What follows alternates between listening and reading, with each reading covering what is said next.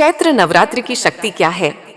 दोस्तों एवं भाइयों बहनों, आज हम चैत्र नवरात्रि के विषय में बातें करेंगे। नवरात्रि का नाम सुनते ही लोगों की आंखों में शारदीय नवरात्रि की छवि सामने चली आती है, जो अक्सर अक्टूबर नवंबर में आती है। परंतु चैत्र नवरात्रि के बारे में उन्हें कोई खास जानकारी नहीं होती। तो भाइयों एवं बहनों, आइए जानते हैं कि चैत्र नवरात्रि क्यों मनाई जाती है और यह शारदीय नवरात्रि से कितना अलग है। नवरात्रि से बहुत लोग परिचित हैं, लेकिन बहुत जागरूक जो लोग हैं वही चैत्र नवरात्रि के बारे में जानते हैं।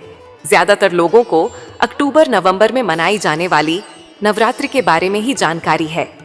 ऐसे में मन में यह सवाल जरूर उठता है कि अप्रैल के महीने में ये चैत्र नवरात्रि क्यों मनाई जाती है और इसका महत्व क्या है। तो चलिए दोस्तों, आज जान लेते हैं चैत्र नवरात्रि क्यों मनाई जाती है। भारत में एक साल में चैत्र, आषाढ़, आश्विनी या शरद, पौष और माघ के महीनों में कुल मिलाकर 5 बार नवरात्रि आती है, लेकिन इनमें से चैत्र नवरात्र और शारदीय नवरात्र को ही ज्यादा धूमधाम से मनाया जाता है। सभी नवरात्रि में पूरे 9 दिनों तक इस त्योहार को मनाया जाता है, परंतु चैत्र नवरात्रि चैत्र माह के शुक्ल पक्ष के दौरान ही मनाई जाती है। चैत्र नवरात्रि से हिंदू नव वर्ष की शुरुआत होती है एवं पौष और आषाढ़ के महीने की आने वाली नवरात्रि को गुप्त नवरात्रि भी कहा जाता है, क्योंकि इस नवरात्रि में तंत्र साधना की जाती है। पारिवारिक लोगों द्वारा केवल चैत्र नवरात्रि और शारदीय नवरात्रि मनाया जाता है। चैत्र नवरात्रि से जुड़ी पौराणिक कथा के अनुसार जब धरती पर दानव महिषासुर का आतंक बहुत बढ़ गया था, क्योंकि उसको जो वरदान प्राप्त था, जिस कारण कोई भी देवता या दानव उस पर विजय प्राप्त नहीं कर सकता था, तभी ऐसे में देवताओं ने माता पार्वती को प्रसन्न करके उनसे अपनी रक्षा करने की विनती की।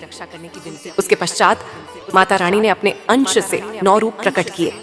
सभी देवतागणों ने उनको अपने अस्त्र शस्त्र दिए और उनकी शक्ति को बढ़ाया।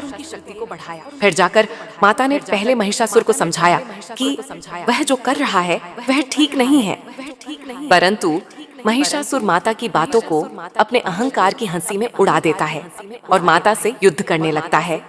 यह युद्ध क्रमशः चैत्र के महीने में प्रतिपदा तिथि से शुरू होकर 9 दिनों तक चलता रहा और इसी कारण से इन 9 दिनों को चैत्र नवरात्रि के रूप में मनाया जाने लगा। ये चैत्र नवरात्रि का त्योहार हिंदुओं के लिए सबसे पवित्र त्योहारों में से एक माना जाता है। नवरात्रि में देवी दुर्गा के अलग अलग रूपों की पूजा की जाती है। अब दोस्तों एवं भाइयों बहनों, अब इस चैत्र नवरात्रि की पौराणिक कथा है, उसका विस्तार करती हूँ। दानव महिषासुर ने एक दिन कठोर तपस्या करने की ठानी और उसने अपनी तपस्या से ब्रह्मा जी को प्रसन्न कर लिया। जब ब्रह्मा प्रसन्न हुए तो उन्होंने महिषासुर से वरदान मांगने को कहा। तब महिषासुर ने ब्रह्मा जी से यह वरदान मांगा कि पूरे ब्रह्मांड में कोई भी पुरुष, देवता अथवा दानव उसे कभी भी नहीं मार पाए। ब्रह्मा जी ने उसे यह वरदान दे दिया। अब वरदान पाते ही इस महिषासुर दानव का अत्याचार बहुत ज्यादा बढ़ने लगा। उसे यह प्रतीत होने लगा कि अब वही इस ब्रह्मांड का रचयिता है। उसके अंदर अथाह मिथ्या अहंकार पैदा होने लगा।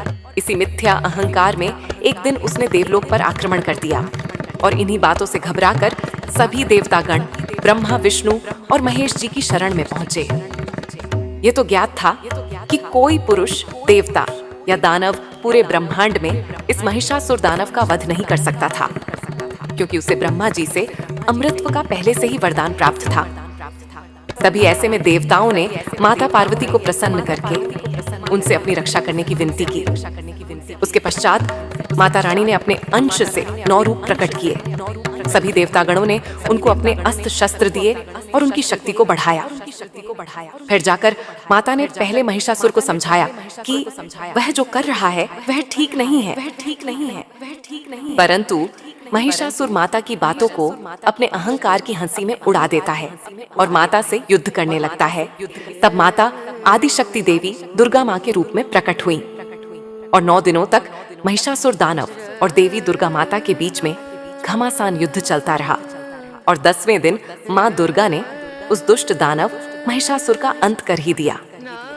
इसी भांति हर वर्ष नवरात्रि का त्योहार मनाया जाने लगा। बोलो बोलो दुर्गा, काली, चंडी माता की जय, माँ धूमावती, अम्बे माता की जय, वैष्णो माता, ज्वाला देवी की जय, विंध्याचल माता, मेहर वाली माता की जय, माँ कामाख्या की जय, माता छिन्नमस्तिका की जय, काली घाट की काली माँ, तारापीठ के तारा माँ की जय, माता पटन देवी की जय, मुंबा माता की जय, बोलो बोलो श्री सांचे दरबार की जय। दोस्तों एवं भाइयों बहनों, आज बस इतना ही। मिलते हैं और भी कई बेहतरीन वीडियो के साथ। अगर वीडियो अच्छी लगी हो तो लाइक करें, कमेंट करें, शेयर करें और हाँ, चैनल को सब्सक्राइब करना ना भूलें।